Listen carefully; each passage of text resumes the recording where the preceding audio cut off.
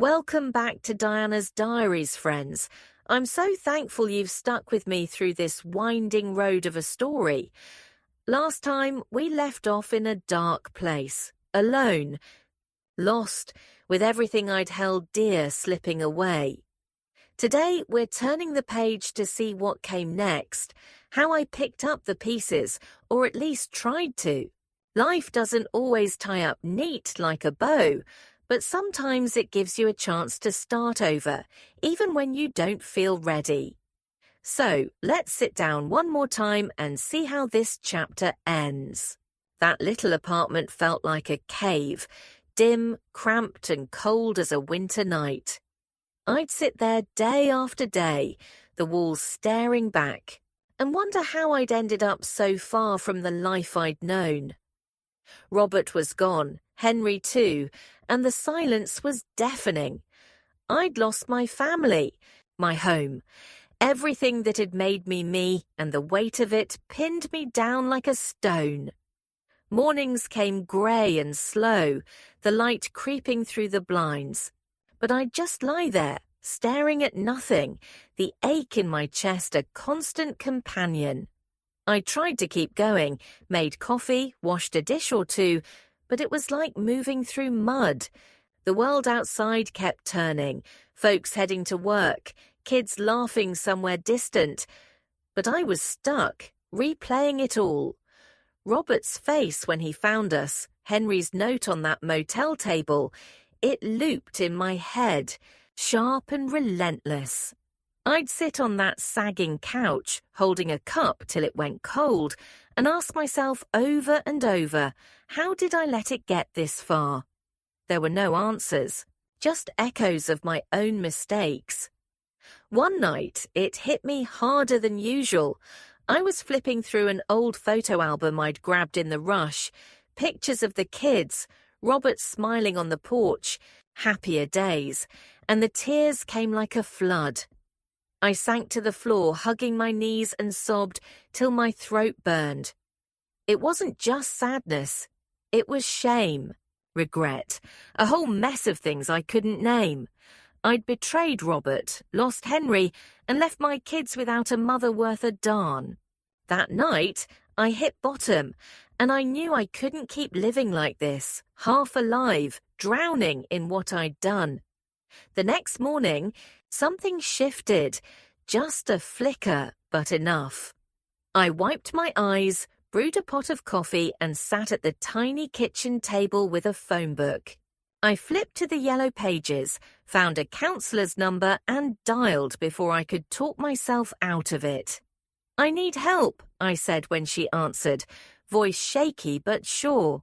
We set a time and I hung up, feeling a sliver of light break through the fog. It wasn't much, but it was a start. Those first sessions were rough. Sitting across from that kind woman, Dr. Ellis she called herself, I'd stumble over my words, the shame choking me up. "I ruined everything," I'd say, tears spilling again. She'd listen, patient as a saint, and nudge me along. "You can't change it, Diana," she'd tell me, soft but firm, "but you can learn to carry it." Slowly, I opened up, about Henry, Robert, the kids, the whole tangled mess. She didn't judge, just helped me untie the knots, one by one. It took time, weeks, months, but I started to see it different. Dr. Ellis showed me my past didn't have to own me. "You made a mistake," she said one day. "A big one, sure, but it's not the end of you." That stuck. I'd lost so much, but I was still here, breathing, living, with a chance to make something new. Forgiving myself wasn't easy.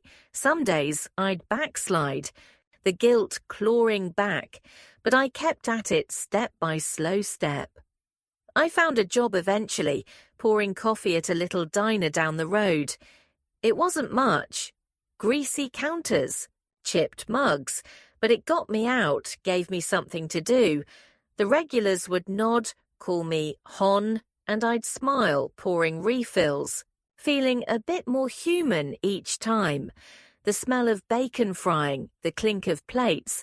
It was simple, steady, a rhythm I could lean on. I'd catch myself humming sometimes. Old hymns my mama used to sing, and it'd lift me just enough to keep going. The pain didn't vanish. Lord, no, but it softened, like a bruise fading over time. I'd walk home after a shift, the Tennessee hills glowing gold in the evening light, and feel a quiet settle in. Not peace exactly, but close. I started noticing things again, the way the wind rustled the leaves, the chirp of crickets at dusk, and they'd bring a small comfort, a reminder I wasn't all used up. Nights got easier too. I'd sit with a cup of tea, maybe read a bit, and sleep came without so many ghosts. One day, sitting in that diner on a slow afternoon, I realized I was healing, not fast, not perfect, but real. I'd lost everything, Robert's trust, Henry's closeness, my kids' innocence. But I hadn't lost me, not completely. Dr. Ellis was right. I could carry it, learn from it, even if it'd always be part of me. I started looking ahead, not just back. Small plans, like planting a flower box or saving for a better place. It wasn't grand, but it was mine. And that mattered. Looking back now, I see it clear. I chased a feeling, wild, fierce, and wrong, and it cost me dear. I hurt Robert, broke my family, lost Henry in the end. If I could turn time, I'd hold tight to what I had. My marriage, my home, the love I took for granted. Passion's a powerful thing, like a river in flood. It'll sweep you away if you don't watch your step. I learned that the hard way, and I'm still piecing myself back together because of it. But here's what I'd tell you, friends. Cherish what's yours. Don't let a spark blind you to the good you've already got. Mistakes happen. We're human after all, but they don't have to define you forever. I made mine, paid a steep price, and I'm still here, finding my way. Maybe that's the lesson. Life goes on, even when you think it won't, and you've got to keep walking, one day at a time. That's my story wrapped up, folks. From the spark to the fall and the slow climb back. It's been a journey, hasn't it? I lost a lot, but I found something too. A chance to start over, bruised but breathing. Thanks for sitting with me through all this on Diana's Diaries. What's your take? Ever had to pick yourself up like that? Share below. I'd love to hear your heart. Till next time, take care.